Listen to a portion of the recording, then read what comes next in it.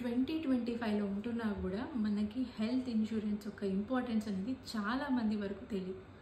అసలు ఎందుకు తెలియదో అర్థం. కొంతమంది తెలిసినా కూడా చాలా నెగ్లెక్ట్ చేస్తారు. ఏముందిలే, మనకేమవుతుంది, మనకేమైనా అవుతుందా, మనం మంచిగానే ఉన్నాం కదా అంటుంది.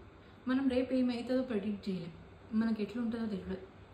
మన పిల్లల ఫ్యూచర్ని సెక్యూర్ చేసుకోవాలన్నా, మనం మంచిగా ఉండాలన్నా, అందరి లైఫ్స్ బాగుండాలన్నా కూడా హెల్త్ ఇన్సూరెన్స్ అనేది చాలా చాలా ఇంపార్టెంట్. మనం ఎన్నో ఖర్చులు పెడతాం, పిచ్చి పిచ్చి ఖర్చులను పెడతాం, ఆడంబరాలకు పోతాం, అవి కొంటాం, ఇవి కొంటాం, షో టపాసులకు కొంటాం, అన్నీ కొంటాం. కానీ అవసరమైనది మన హెల్త్కి మనం ఖర్చు పెట్టుకోవడానికి మాత్రం మనసు ఒప్పదు. హెల్త్ ఇన్సూరెన్స్ ఎంత ఇంపార్టెంట్ అంటే ఎక్స్పీరియన్స్తో చెప్తున్నాను నేను. నన్ను చాలా క్లిష్ట సమయాలలో హెల్త్ ఇన్సూరెన్స్ నన్ను ఆదుకుంది. సో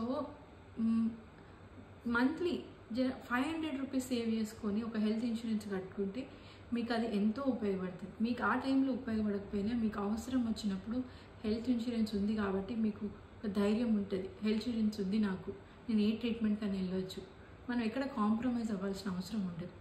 సో బెటర్ టేక్, మంచి హెల్త్ ఇన్సూరెన్స్ ప్రొవైడ్ చేసే ఏజెంట్స్ ఉన్నారు, వాళ్ళ దగ్గరికి వెళ్ళండి, మంచిగా సర్చ్ చేయండి. మీకు నచ్చిన ప్లాన్, మీకు వచ్చిన బడ్జెట్లో హెల్త్ ఇన్సూరెన్స్, మీకు నచ్చిన బడ్జెట్లో హెల్త్ ఇన్సూరెన్స్ కంపల్సరీగా తీసుకోండి.